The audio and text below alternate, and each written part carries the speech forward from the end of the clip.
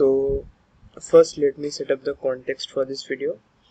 এই ভিডিওতে আমরা সেটসের দুটো কোয়েশ্চেন ডিসকাস করব। একটা হচ্ছে এটা 2 নম্বর কোয়েশ্চেন আর একটা হচ্ছে 18 নম্বর কোয়েশ্চেন। সো এই দুটো কোয়েশ্চেনের মেন ফোকাস অ্যান্সার বার করা না, একটা জিনিস প্রুফ করা। আর ওই প্রুফটার জন্য যেটা দরকার দ্যাট ইজ ইনটিউশন, বিকজ এটা লজিক্যালি প্রুফ করা, কোনো ম্যাথমেটিক্যাল ফাংশন বেশি নেই। সো কি করতে হয় এই ধরনের প্রবলেমে যেটা দেওয়া থাকে এই সাইনটাকে বলে বিলংস টু, ঠিক আছে, এপসাইলন সাইন বলে এই সাইনটাকে। কোন সাইনটাকে? Let me write it for you. এই সাইনটাকে বলে belongs to sign, okay, epsilon সাইনও বলে। সো ফার্স্ট যেটা কোয়েশ্চেনে দেবে, যেটা লেফট হ্যান্ড সাইডে থাকবে, সেটাকে একটা এলিমেন্ট থেকে বিলং করাতে হবে। মানে কি, প্রথমে লিখতে হবে এক্স কমা ওয়াই, তারপর দিতে হবে বিলংস টু সাইন। সব ধরনের অঙ্কে সেম প্রসেস ফলো হয়, পরের অঙ্কটা আমরা তাই দেখবো। দেন লিখতে হয় এ ইন্টু বি, যেটা আছে সেটা বসে গেলাম। এবার নেক্সট স্টেপে কি করতে হয়, যে ফার্স্ট এলিমেন্টটা ফার্স্ট জিনিসটা থেকে বিলং করবে যতক্ষণ না একটা সাইন আসছে। তো এখানে এক্স এলিমেন্ট যেটা, সেটা এ থেকে বিলং করছে, ঠিক আছে, এক্স এলিমেন্ট বিলংস টু এ। আর যেখানে এই ক্রস সাইন থাকে বা মাল্টিপ্লিকেশন সাইন থাকে, এটা মানে হচ্ছে ইন্টারসেকশন। এই সাইনটা মানে ইন্টারসেকশন অবশ্যই, বাট এই মাল্টিপ্লিকেশন সাইন মানে হচ্ছে ইন্টারসেকশন। আর ইন্টারসেকশন মানে আমরা জানি অ্যান্ড। এখানে পুরো অঙ্কটাতে তাই করতে হবে, যে একটা টার্ম থেকে আমরা প্রথমে নিয়ে যাব ইংলিশ টার্ম থেকে আবার নিয়ে যাব ম্যাথমেটিক্যাল টার্মে।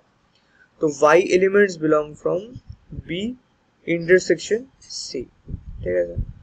তারপর x belongs to A, মাল্টিপ্লিকেশনের জন্য and আসছে, y belongs to B, ইন্টারসেকশনের জন্য and আসছে, আবার y belongs to C, ঠিক আছে। আবার বলছি, যেটা আছে সেই পার্টটাকে প্রথমে x, y পার্টে লিখলাম, মানে কি করলাম, x, y belongs to যে এক্সপ্রেশনটা সেটা। এবার যতক্ষণ না কোনো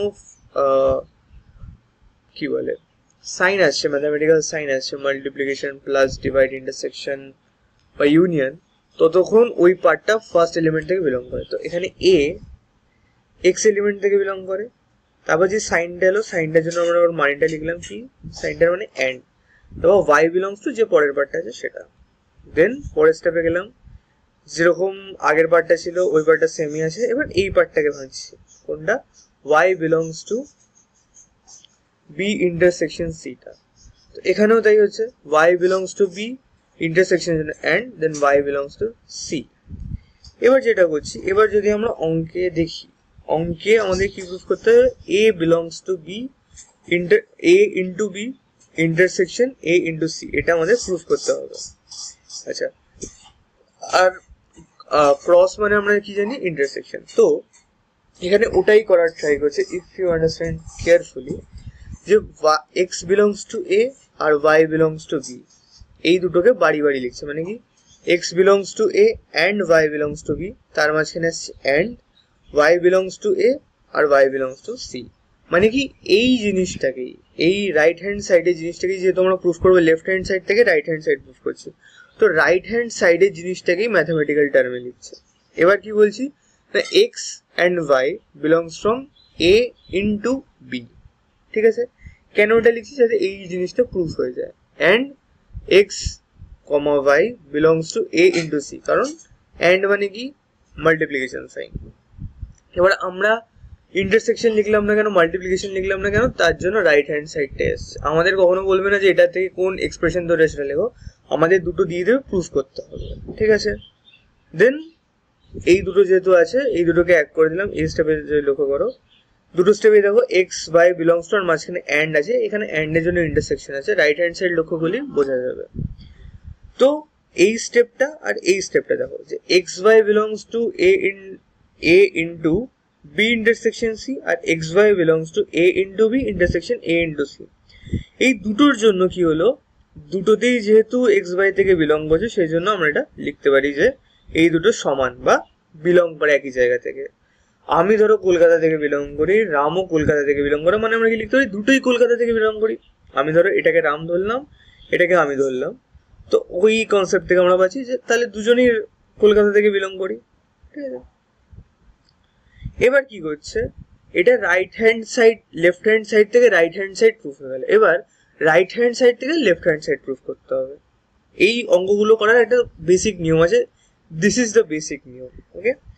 সো এখানেও তাই করছে, এক্স ওয়াই বিলংস টু, আমার স্ক্রিনের লাইটটা বন্ধ করা যায়, এক্স ওয়াই বিলংস টু, যেটা রাইট হ্যান্ড সাইডে দেওয়া ছিল সেটা লিখলাম, তারপর এক্স বিলংস টু এটা লিখলাম, ফার্স্ট ব্র্যাকেটে যতটা আছে অতটা, কতক্ষণ লিখলাম যতক্ষণ না একটা ম্যাথামেটিক্যাল টার্ম চলে আসছে। কি ম্যাথামেটিক্যাল টার্ম, এখানে ইন্টারসেকশনের যতক্ষণ না সাইন আসছে ততক্ষণ এক্স ওয়াইটাকে একটা পার্টে বিলং করলাম আর বাকি ব্র্যাকেটের পার্টটাকে আরেকটা পার্টে বিলং করলাম। মানে এক্স থেকে বিলং করে এ ইন্টু বি আর ওয়াই থেকে বিলং করে এ ইন্টু সি।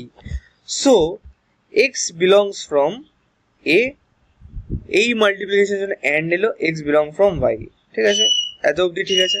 এবার যদি আমরা এখানে লক্ষ্য করি যে x belongs from a, x belongs from b and y belongs from a, y belongs to C.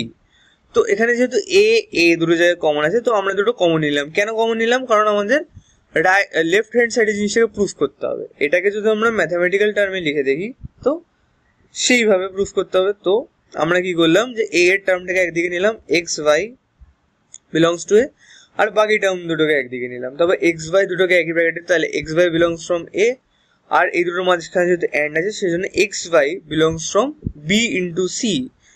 এবার যদি দেখি এক্স ওয়াই দু জায়গায় আছে, তো এক্স ওয়াই হচ্ছে এ ইন্টারসেকশন বি, তো আবার এই টার্মটা মানে কি, রাম যদি কলকাতা থেকে বিলং করে, আমি যদি কলকাতা থেকে বিলং করি, তো রাম আর আমি একই জায়গা থেকে বিলং করি, তো এইটা পেয়ে গেলাম। এবার দুটো ইকুয়েশন থেকে আমরা লিখতে পারি যে দুটো ঠিক। কেন এটা হলো, যদি লেফট হ্যান্ড সাইড থেকে রাইট হ্যান্ড সাইড বিলং করে, ঠিক আছে, একটা ইকুয়েশন থেকে আরেকটা ইকুয়েশন বিলং করে, মানে লেফট হ্যান্ড সাইড থেকে যদি রাইট হ্যান্ড সাইড বিলং করে আর রাইট হ্যান্ড সাইড থেকে লেফট হ্যান্ড সাইড বিলং করে, তখন আমরা দুটোকে ইকুয়াল করতে পারি। বিলং করা মানে ইকুয়াল করা না, ঠিক আছে। এটা হচ্ছে basic concept, you have to understand this, you have to memorise it or understand this, okay. Whatever you can do, there's no, I mean there's literally no problem, okay. In the next segment of the video I'm gonna solve another question and I will give you another question to solve, and then you will understand how you can do this stuff, okay. I hope you understand, and that's all for this video.